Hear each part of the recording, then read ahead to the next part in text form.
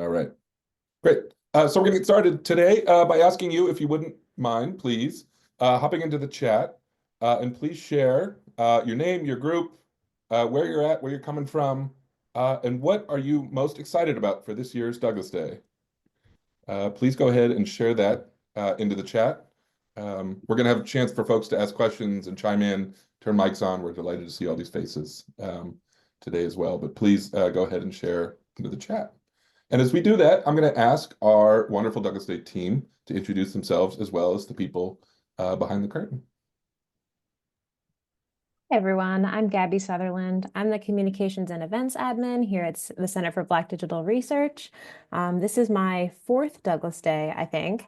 It's always one of the best parts of the year. I have a personal soft spot for the cake competition. I feel like every single year they're getting better and better, so that might be my favorite part. I will pass the mic.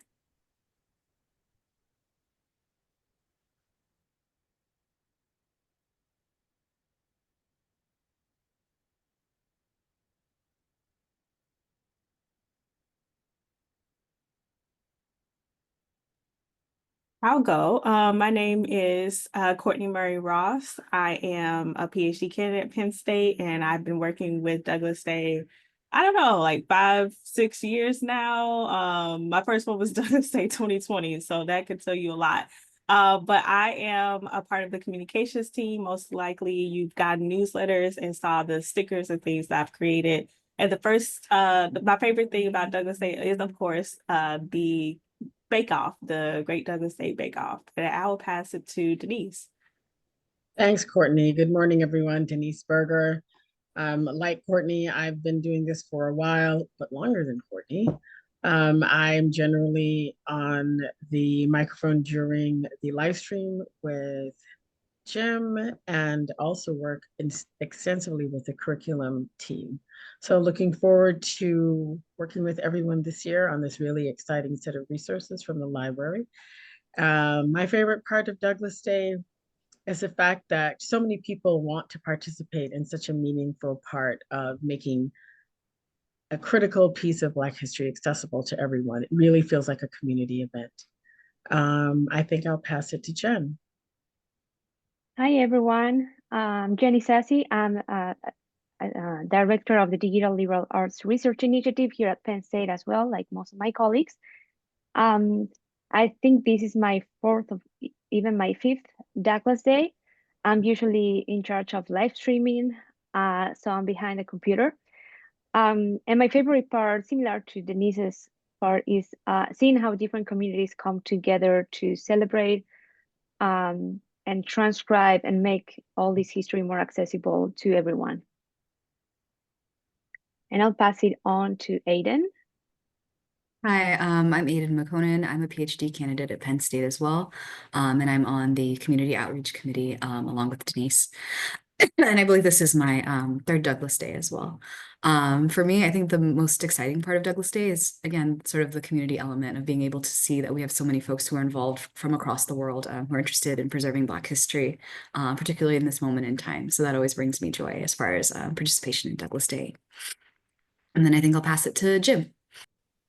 Fabulous. Thank you. I think many of us have been working really hard across many different sites, including all the wonderful people you just got to meet here. It's nice to be people in spaces together, right? So our plan for today is pretty simple. Welcome and introductions. We're loving seeing so many people hopping into the chat. As you're joining us, please share who you are, where you're at, what you're excited about. Thank you all for being here. We're going to move into a quick sort of preview about next Friday's gathering, what you can expect to see. We're going to share a little bit about how we have sort of learned to host some of these events. I think it's fair to say that no 2 events are the same, but Denise is going to share some tips and tricks with you. And then we will give you a little preview of the By the People transcription project over at the Library of Congress. We should also acknowledge that our wonderful colleagues here from the Library of Congress have made this work available and have put an incredible amount of time into making these things possible, especially in this moment. And we will leave that there. Then we'll talk about the social media bake-off, and then we'll have plenty of time for questions and answers. Please feel free to ask questions throughout the presentation into the chat. Ask, no question is too obvious or too small. please ask. We're happy to respond, but we'll also have time for folks to turn your cameras and mics on, ask some questions, share ideas. There are some incredible folks in this room who've done some amazing Douglas Day events we know over the years, and some pretty mighty bakers. We won't maybe get into cake baking tips, but maybe you can throw this into the chat if you so feel. So with that, I'm going to pass the mic back over to Gabby. All right, so just a brief overview of the schedule for Douglas Day. We'll kick off our broadcast celebration at noon. We'll start with some welcomes, some introductions. We'll sing Lift Every Voice and Sing. You can find those lyrics on the Douglas Day website, and I think they're printable on the website as well. We'll do an overview of the day, and then we'll jump into some transcribing. Later, we'll get to sing Happy Birthday and watch a reading of Why Hold a Color Convention, which is always a big highlight. A lot of people really enjoy that segment. We'll get back into some transcribing, and then at 2 o'clock, we'll be able to enjoy a special interview with Dr. Janet Sims Wood. Denise was able to interview her, and it was a really special interview, so I'm excited to see that.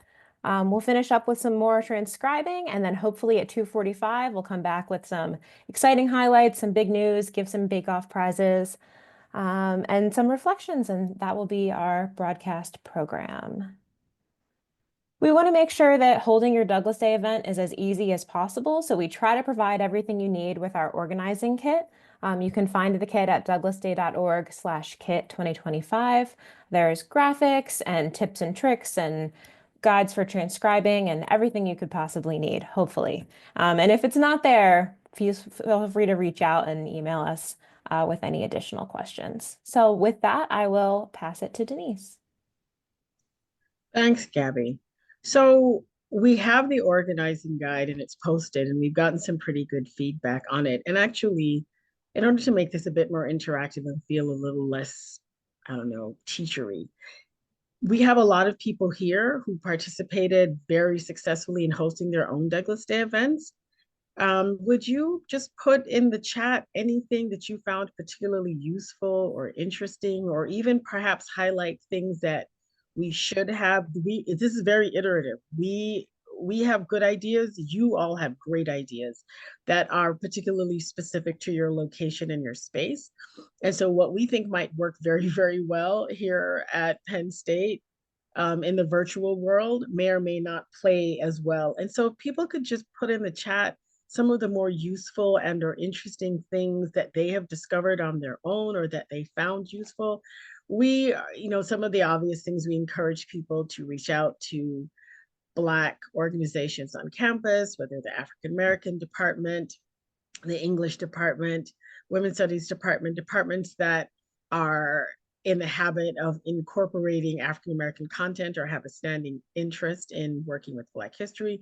We encourage people to reach out to local independent and or Black or POC owned bakeries and other institutions to support the work that they're doing. We have a template of a news release. We have the newsletter, which we're going to hear about more, but we have all kinds of resources and information for people to use. But is there anyone who wants to particularly highlight any one thing or two things that you found really useful or that we had omitted? And if you could put it in the chat. There we go. I see someone from Swarthmore mentioning working with special collections, which is awesome. Thank you. I think that was Amanda LaCastro. Anyone else? Anyone else? Anything at all? Because we don't, again, you can go on the website and read it, or I could read it through, or we could try to make this more meaningful and interactive. Anything else? Anyone else at all? And if not, links for Black-owned bakeries isn't up to date. That makes sense. That makes sense. We're hosting this year's. The ad template was very helpful. That's awesome. That's good. Good. So all of this is there, linked and present and ready and able. It would make sense that it's not up to date. We have instructors who bring classes. Absolutely. Definitely to reach out to your fellow professors and or professors on your campus. Anything else? Anyone else that's been useful or problematic? Fifth graders love learning about Douglas Day. Yes. Spotify playlists, yes, are great. Yes, that's it. That's a standard feature. Anything else before we move on to the next section of the presentation? Anything? Can I interrupt real quick? I just want to highlight one of the comments coming from the chat. It sounds like there's a pretty extraordinary coalition among folks up in Lexington, Massachusetts, who are working across a bunch of different places. Love to see those partnerships. Love to see folks Absolutely. connecting across communities. So we wanted to give a round of applause and point to the amazing work that those Absolutely. folks are doing. Oh, nice. That's good. What is a transcribathon blurb? That's awesome. Thank you, Amy. That's so cool. Excellent. Excellent. All right. So if we can go ahead and continue this conversation, again, everything else is there. African American Perspectives, the Library of Congress. So this is the core of the body of work. It's a curated body of work that we're transcribing. This was originally created, the foundation for this collection was created by the second African American librarian at the Library of Congress, Daniel Murray, and he generated his first list in preparation for the Columbia World's Fair. And this was in an effort to create the backbone of what was called the Negro Exhibition. At that time, as many people know, World's Fairs were huge events that drew thousands of people over sometimes weeks and months at a time. And this Columbia Exposition, which was being held in Paris, was going to be the first time that Black people, African Americans in particular, but Black people from the African diaspora were going to be featured at the World's Fair, and not as an object, but actually a subject where the culture, the literature, the art that is produced by people of African descent would be showcased. Murray put together a list. His boss at the Library of Congress at the time thought that there might be maybe 10 or 15 items, and he had over 1,000. He had over 1,000 items in less than 2 weeks. This list eventually became the bibliography that the Library of Congress used as the foundation of its African American collection. This list was later, as I'm sure many of you, because we have a lot of librarians here, this list became the basic list that the Dewey Decimal System also used when it started to reflect African American content. And then as it expanded, became the list that was disseminated worldwide. As we know, we still use the Dewey Decimal System, an advanced iteration of the Dewey Decimal System, to document and track and record content that's produced by people within the African diaspora. So the African American Perspectives at the Library of Congress is started by Daniel Murray, became the foundation for not just Black history and the collection and curation of Black materials, but an entire epistemology. So as a consequence, what we are working with as we transcribe this year is a direct result of Daniel Murray's work, and therefore centers how important librarians and libraries are to our ability to know and our ability to read, to understand, to learn, to put in context what we see and what we don't see. And so this is really a celebration of libraries, a celebration of how important books are and how important and critical the ways that we organize material and we think about the material that we organize is, and how those acts, the acts of libraries, the acts of collecting, of organizing, of sorting and making accessible is critical to who we are as human beings and as scholars. So we're really, really excited that you and your students and members of your community are going to join us in making this work that is already housed at the LOC fully accessible to anyone who has an internet connection. And as we're doing this work, we really hope that you will maintain the kind of respect and importance that librarians and librarians who understand why and how their work is important will, that this perspective will be central, and that you'll be able to share this with your students and share this with the community members. Because as Jim said, particularly at a time like this, librarians and the work that they do is of the utmost importance. Jim? Fabulous. So just a small preview of that wide collection that Denise just described includes materials like narratives by formerly enslaved people. It includes an incredible 800-page compilation of interviews and histories of the Underground Railroad by William Still from 1872. It includes the Brownies book, one of the earliest magazines meant for African American children, it partly published by the great W.B. Du Bois. But there are also hundreds and hundreds of more items here.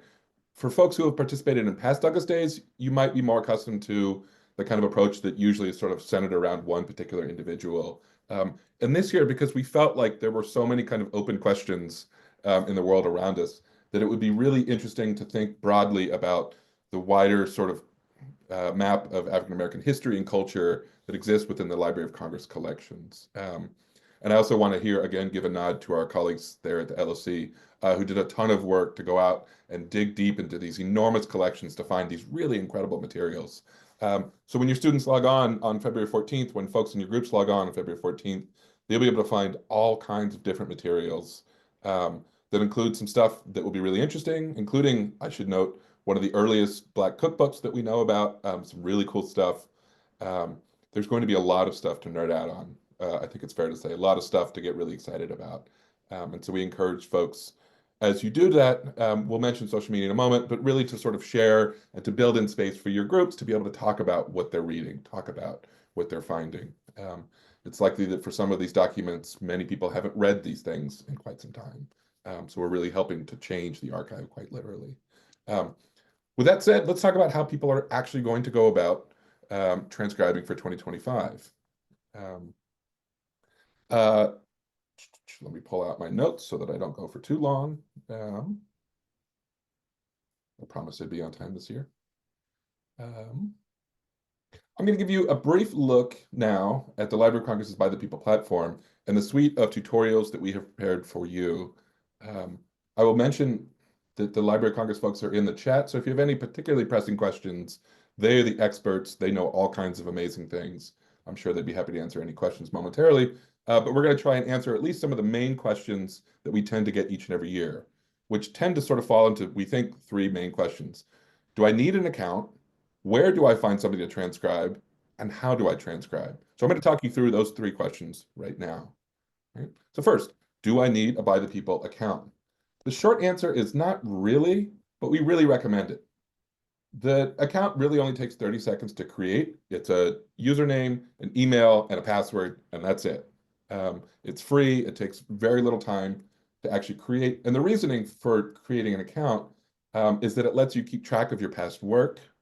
It lets you use a very cool OCR button that is part of the mix now. You can add tags, and you can also go back and help review pages later on down the line. And so we really encourage folks, just take 30 seconds and have people create an account. And I will also add a quick sort of footnote, which is that it helps us to show the kind of wider traffic of people who are engaging with these materials. And Lord knows any kind of evidence we can get to support sustaining these projects in this day and age. So highly recommended, not required. Let's go to the next slide, please. The main question that people often have when they first sit down is, where do I find something to transcribe? And the short answer is that starting on February 14th, you will be able to log on to the douglasday.org website and crowd.loc.gov, the By the People website, and the links will be impossible to miss. So if you want to point people in your groups to one of these two websites starting at 8 a.m., we know some folks need to meet earlier, classes and so on, you will not be able to miss the links to find your way to the right stuff. All right? That said, we know that there might be folks who want to be able to browse and find things with a little bit more browsing. And so for that, we have two options for you. Number one is that on the LOC website, if you scroll down on the page, you will see this language that says, surprise me, jump into a transcription or jump into a review. And ordinarily, that might take you to any one of the open campaigns across the entire site. But on Douglas Day, we tend to try and sort of hardwire those to get you directly to where you want to go. So you can just direct your students to scroll down and click jump into a transcription or jump into a review, and that should hopefully help you find your way. Next slide, please. That being said, we have a whole set of resources to help sort of reinforce what I'm about to share and to help people find their way, finding stuff and getting started transcribing it. We are particularly excited about a new set of interactive resources that we have prepared this year. These are essentially a choose your own adventure tutorial that we have published as Google Slides, but you'll be able to see on this slide here our table of contents where you can click the links and sort of navigate to different sections and be able to sort of find both demonstrations, but also checks for understanding, because we know sometimes it helps to get that sort of quick sort of feedback when people are learning how to do those things. Okay, so how do you find something to transcribe? When you go to the By the People website on February 14th, you'll be able to scroll down and click on the Douglas Day campaign. And you will probably see a slide that looks something like this. And the important button when you're getting started is going to be the one on the top right here that says Not Started. If you go ahead and click that, what's going to happen, if you go to the next page, please, it's going to reload the page and then take you, and you could scroll back down and see each of these folders of items that are going to appear on the page. And you can see that there's little sort of white space with a diagonal line.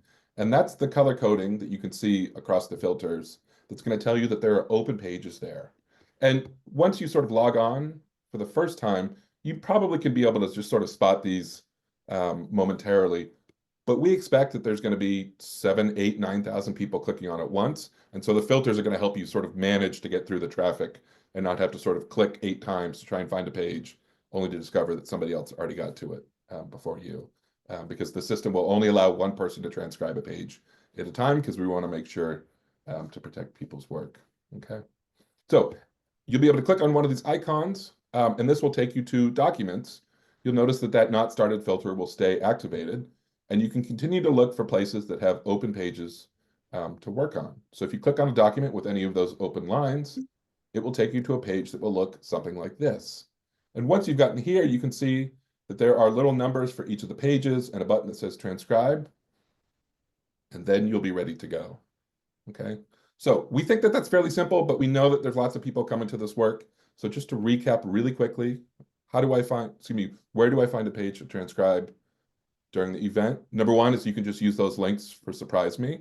Or number two, you can use the filter for Not Started and then click through the folder, the document, and the page. I'm rushing through that a little bit, I think, because people tend to be able to find their way without too many issues. But we wanted to at least address that because we know that's a very common question that people have up front. Fabulous. So imagine that you've been able to navigate that successfully and you are now ready to transcribe a page. You might ask a question like, are there any rules or guidelines for transcribing? And the answer is yes, they are fairly basic.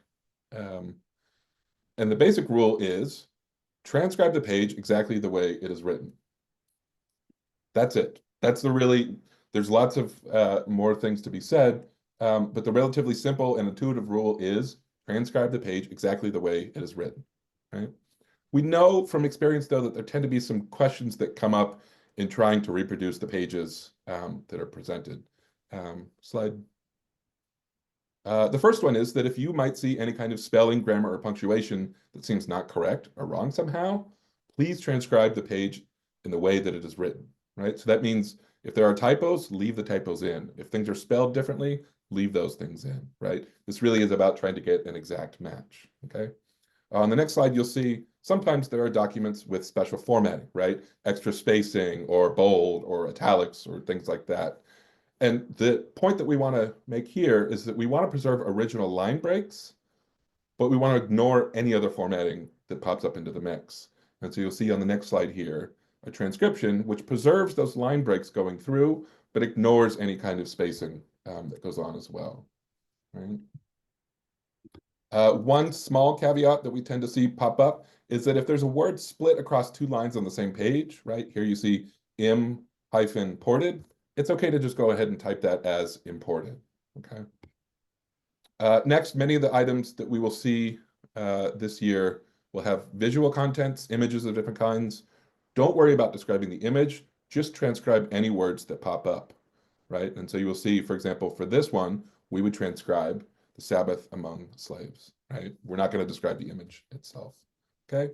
And then last but not least, there are some early documents that we suspect may have that old-time 17th, 18th century letter S shaped like an F.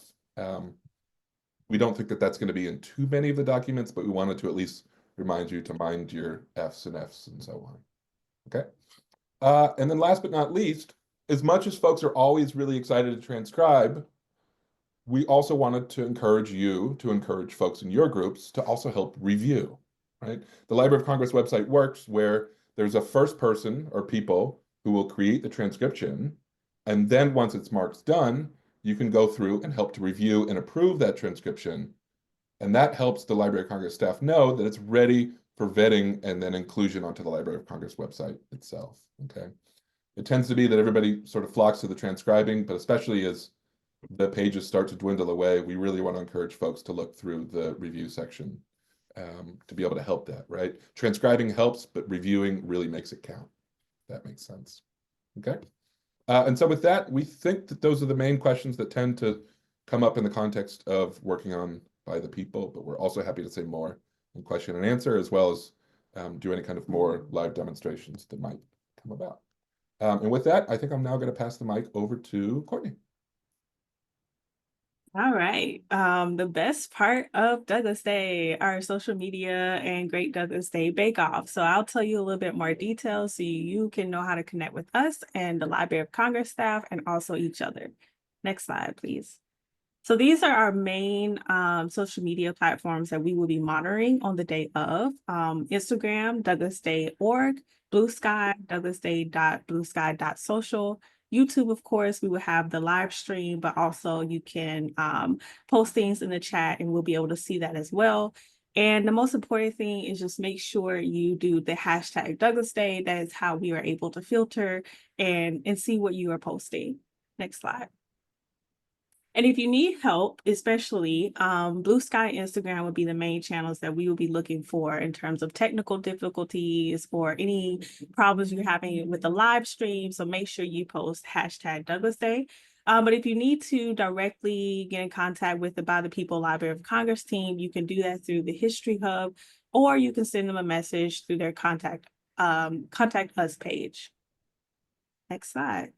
And so why would you post anything on social media for Douglas Day? The most important thing is it helps us connect with you and you connect with each other and see how you all are celebrating Douglas Day with cakes and everything else. This is perfect for people who want to get ideas about future celebrations and how they want to promote their events. And as I said, show off how you're celebrating your cakes and your students. And, you know, just most importantly, there's no Douglas Day without you. We'll just literally be in a room without you. So thank you. Please post something. And go back a little bit. I just want to emphasize. So, no, wait. We're going too far ahead here. But I just want to also emphasize that not only just getting us connected with each other is you. Okay, so as you can see, we are very excited to show you cakes. And so that's the most important part. We're going to get back on track here. All right, so these are just examples from past Douglas Days of what you can post. You can post your students and things they are presenting. This is from Howard University back when we had Douglas Day 2020. Next slide. And just most importantly, the Great Douglas Day Bake Off. I know over the years it has become even more competitive. And so we are going to try to address that need as much as possible this year.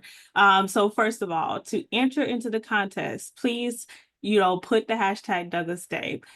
Post a picture of your cake on Instagram, not Twitter, Blue Sky. And one cake equals one submission. I know that we've received some questions about that, but each group, each individual, one submission, one cake.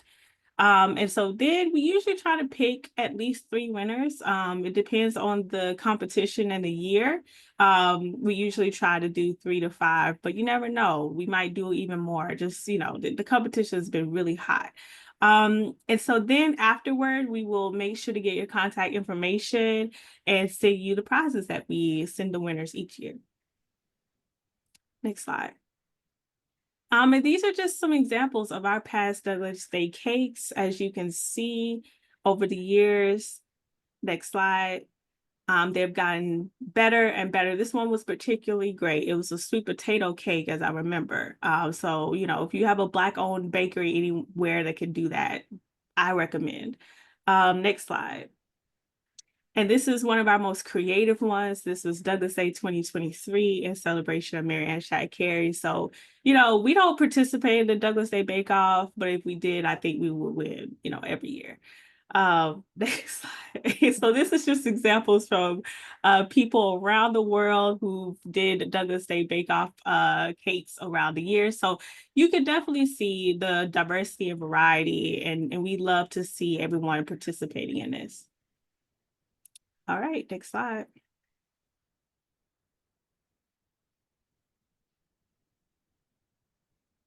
And before I, switch it back to Jim and everyone else for Q&A, I just want to make sure you understand that you can use hashtag Douglas Day to also share how you're making Zoom-friendly events. So your public talks, your workshops and performances, but also any teaching resources that you're bringing into your K through 12 and college classrooms.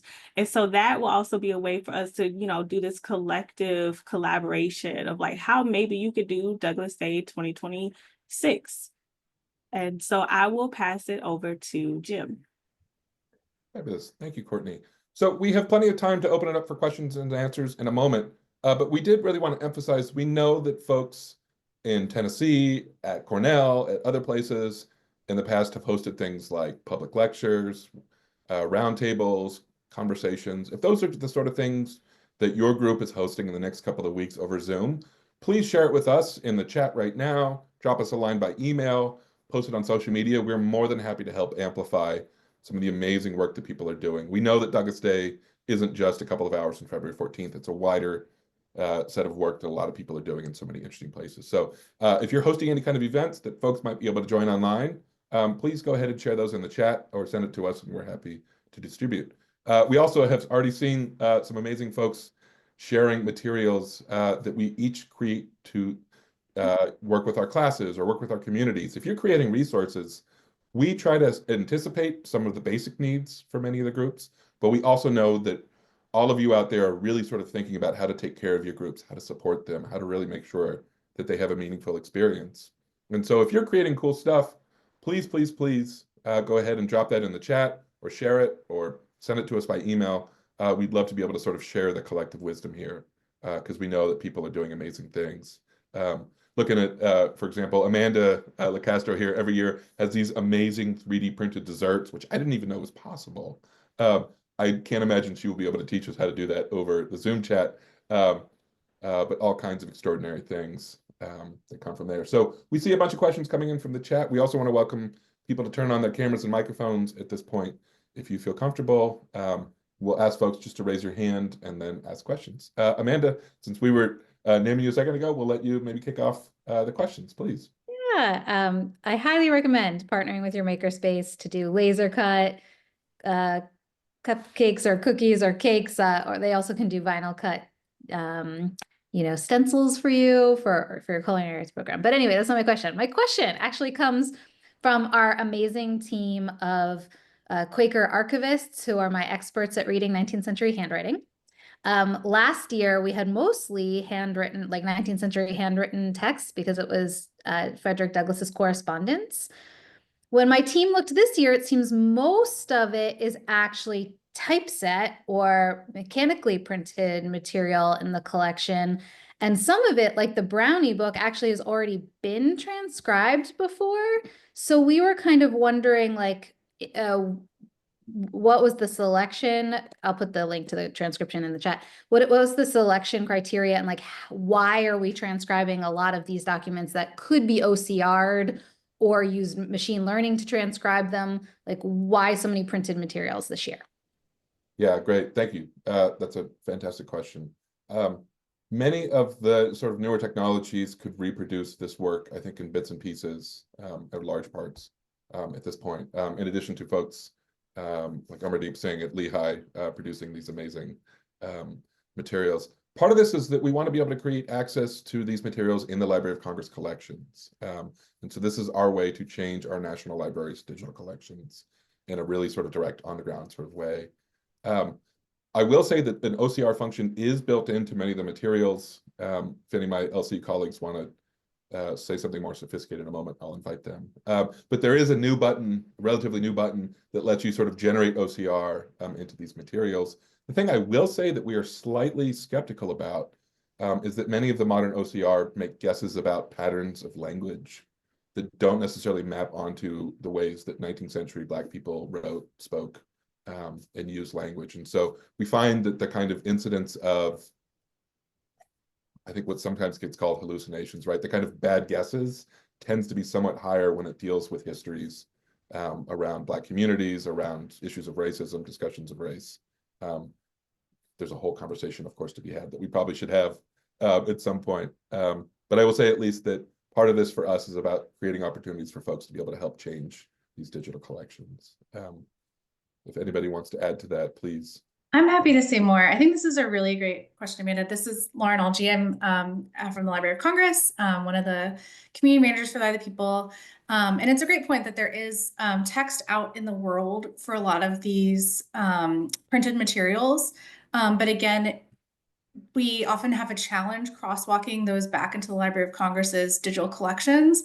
And that would require a lot of time and labor. And so part of the selection process is that we want to engage people deeply in these materials while also moving the text over into Library of Congress collections in a really accurate way. You'll also see, and you probably saw this too, if you go look at the African American Perspectives digital collection at the library, a lot of materials have OCR. What we selected for this project are the materials that did not have OCR, did not go through the library's OCR processes, or did, and it was not great. So a lot of these materials, things especially like the Brownie book, but also other periodicals, other things that are formatted sort of outside of the normal book formatting, you really don't get very clean OCR that's great for keyword search, particularly things like ads, which can be really key to businesses and genealogy and other research. So I think part of what we're trying to underscore is that for us, and for Douglas Day, the import of these materials and the place that they hold in our cultural history is so important that we want to get to a better place than some of the OCR was able to generate. And as you're saying, for some of these materials, there also are very clean transcriptions that exist in other places. But again, that doesn't help us to search the Library of Congress's collections and to get people directly to that page level of keyword search. So that's a lot of it. You will also see that there is more outside of the African American perspectives that Jim and Denise spent a lot of the time talking about. We are bringing in other manuscript materials as well, and some materials from the music division. So you will see some handwritten materials. You'll see when you go into the collection, and actually, Jim, I don't want to mess up your screen sharing, so tell me if that's a bad idea, but I can show our staging site if folks would like to actually see what it'll look like on the day. So let me try to do this and hopefully not completely mess up everything. If I can figure out how to screen share to my Chrome real quick. So we do have materials from Rare Book, which is mostly the African American Perspectives digital collection. But here it is. You will see that we have other things as well. So, except I don't have them published yet. Hold on. Come back to me about that. But I will tell you that you'll see 4 projects at the very top when you enter the campaign that are books and pamphlets. So those are all the materials from Rare Book Division, from the African American Perspectives collection. And then you'll see another project that is music, that is books from our music division, of sheet music and lyrics and other music related materials. And then there's 2 projects of materials of selections from the manuscript division of the Library of Congress. And those really come across sort of a broad swath of collections. Some of them are from the Booker T. Washington papers and relate to a business organization he was involved with. Some are from, there's like diaries. There's a selection of materials from the NAACP Legal and Educational Defense Fund. So a lot of those materials also do include sort of typed script and aren't necessarily in cursive, but there is a selection of materials that also are in cursive. And I can try to highlight what those are. in the chat after this that you could sort of look for if folks are really, really wanting to get their hands on Cursive this time around. And I'm going to get those materials published real quick. So if we want to, you could come back to me for a quick preview in a minute. Fabulous. Thank you, Lauren. I see that there was another question here about the update of materials across the cake baking and the printable transcriptions. All of those materials are in the process of being rapidly updated. There's been some shifts in the links and things like that. So we're going to update those. You will be getting a couple of more newsletters from us in the coming week before this time in a week's materials. And then you'll be able to sort of get access, print stuff out, order your cakes, bake your cakes, all those sort of things. So thank you for those questions. I see the question is also, I thought you all originally were having us transcribe papers of African-American historians of living in DC. That is the sort of organizing principle for this year, that it was materials collected by historians and librarians living in Washington, DC. And so some of the material that we're going to have to share next week is thinking about the legacy of those materials and the work that people have done, as Denise spoke about a moment ago, to collect those materials, to attach the importance to them that they're worth preserving. And oftentimes we found that some of these historians, some of these archivists didn't leave behind a huge amount of writing themselves, but let their work speak really through the works that they collected and helped to preserve. And we like to think that we can sort of pick up the baton, hopefully, in that regard. If that answers your question. But fabulous, that's a great question. Other questions or suggestions or items to share? We know that there's a vast amount of knowledge and know-how in the room here right now. I'd be curious, as well as questions, if there are any other suggestions about things that you have learned over the course of organizing Douglas Day events out there in the world that you would like to suggest or share, ways of facilitating. I know that, you know, we have events every year with community groups of all different kinds. We have public libraries, we have elementary schools, high schools, colleges, we have senior citizens. I think our age range goes something like 10 to 90 on a given year, which is really cool to see. So we know that folks are really always thinking about how to sort of adapt that into their context. If you would raise your hand, we'd be happy to call on you. One of the suggestions that we tend to go back to every year with regard to facilitating is that the design of the system is meant to show up on one computer screen at a time, but that doesn't necessarily mean that everybody has to transcribe individually. In fact, we encourage folks lots of times to do it collaboratively. We find that it's actually a lot more fun if two people can sit around a computer screen together and try and sort of parse out and do that kind of sleuth work to figure out what the items on the page are, what the words on the page are, and talk through it. And that opens up space for conversation. So we'd encourage you to have folks do it, you know, a couple people per computer, just to be able to talk through these things, to be able to share their responses. I imagine many of us who organize these events have that moment every year on Douglas Day when it becomes time to transcribe and the whole room goes completely quiet, which is always very cool to see. But we also want to encourage folks to have lots of conversations. Lauren, I'll let you let us know if and when you're ready to share. Yeah, I am now. Sorry Go about ahead. that. Let's see. We just rebuilt our staging environment recently, so then it had unpublished it. So I just republished. So can you all see that now? Hopefully. So yes, when you come to By the People on Douglas Day, the homepage will look like this. As Jim was saying, there will be a Let's Go button here, jump in buttons, and you'll also see the African American Perspectives in Print campaign linked on the homepage. So a lot of different ways to get into it. And when you do, you'll see some description, some helpful links, and you'll also see the different project options. So as I was saying, there's 4 of the books and pamphlets from the Rare Book Division that are all part of what's called the African American Perspectives Collection. That's what Denise was talking about. Some of that actually comes directly from the collection of Daniel Murray, which was donated to the Library of Congress. And the rest of it is, you know, within the library's collection, books that were sort of brought in around African American history, following in the you know, recommendations and the legacy that he had sort of left with regard to collecting of African American materials. Then you can see that there's on the second row, there's music materials. So that includes some sheet music, some books of lyrics related to abolition music. You can see there's some sheet music from Fisk University's Jubilee Singers. Manuscript is what I was sort of referring to. There's sort of things from across the manuscript division collections. If you're looking for handwritten, I recommend going straight in and finding this Diary of Christian Fleetwood. That's a really awesome one. He was I can't remember if he was a general, but he was a leader of African American troops during the Civil War. If you think of the Glory unit of the Union Army, that's what he was leading. So it's his handwritten diary. You can see there's also some other reports and letters here that are handwritten, but quite a bit of typed or printed materials as well.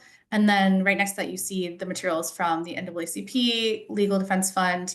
That includes printed materials, but again, also a fair bit of handwritten correspondence or items that are typed and then have handwritten like annotations on them that again, sort of cut across this really rich and gigantic collection of the library. This is just a selection of those materials. We're really excited that this year's Douglas Day gave us the opportunity to push for transcription of that collection for the first time, and we're hoping to do more transcription of the NAACP Legal and Educational Defense Fund records in the future. So this is sort of a preview, and look for more of that somewhere down the line. But yeah, so this is what you'll see.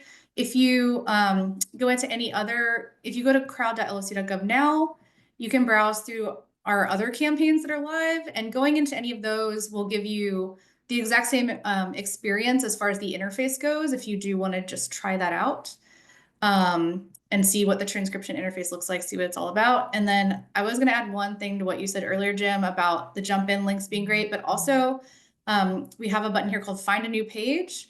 If you're trying to find something to work on, and if it's as crowded as we sort of hope it is in the website, that's also a good option. If you're having trouble finding something that nobody's already on, the Find a New Page will automatically take you to a page that nobody else is currently working on within the campaign. So that's a good option too. All right, I'll stop there, but happy to answer any other Library of Congress collection or interface questions if there are any.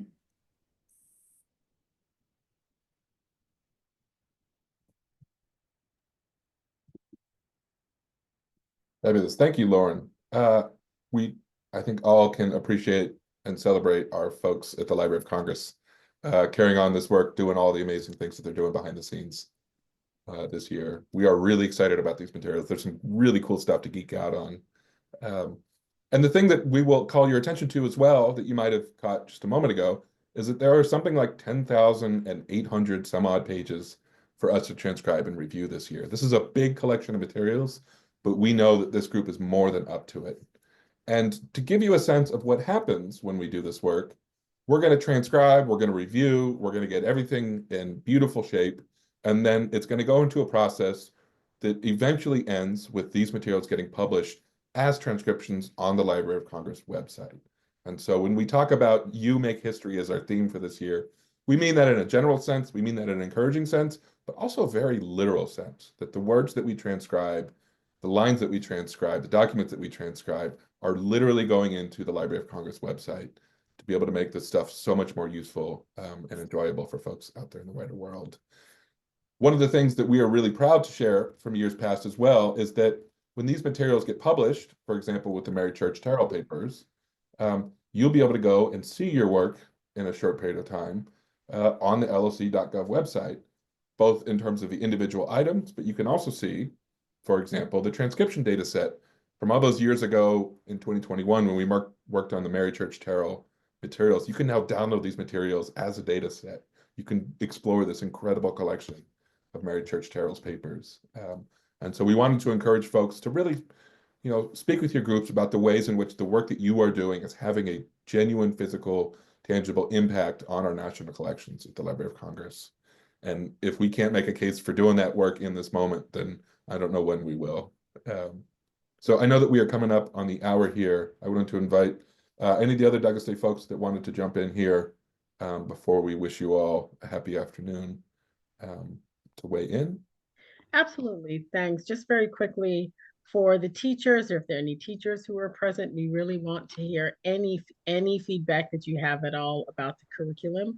We really want students, teachers, and community members, as Jim was saying, to understand how important it is that we actively participate in creating our own history, in writing our own history, that we celebrate the lives and the labors of librarians and those people who came before us to do the work that makes our knowledge and learning and sharing possible. So it just feels like such a timely moment for us to be celebrating librarians and librarianship and how important that is and how important books are and information sharing and getting this done in a collective.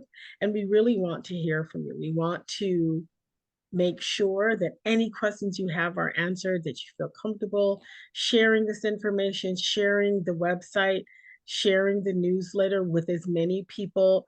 We believe that everyone can participate, as Jim said, from someone who's in their 90s to someone who's 5 or 6. If they just want to watch the live stream and maybe do some of the more kid-friendly activities that are on the curriculum page. But we really want people to start to get more involved with their libraries, to pick up books, to engage with primary documents. We try to make it as accessible as possible, and we want to learn any and everything we can to do this better. So your participation, your feedback, your sharing about Douglas Day and the ways to participate is absolutely, Courtney said this, Jim has said this, I think everyone has said this, is critical to our success. And it's really why we do what we do. So please, please, please, thank you for coming. Thank you for posting your questions. Please email us if you have more questions.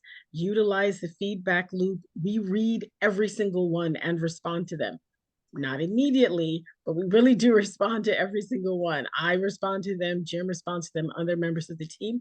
You are a part of a community, and your feedback, your presence, your work is really important to us. So thank you for being here, and we're looking forward to seeing you on actual Douglas Day itself. But please share the information.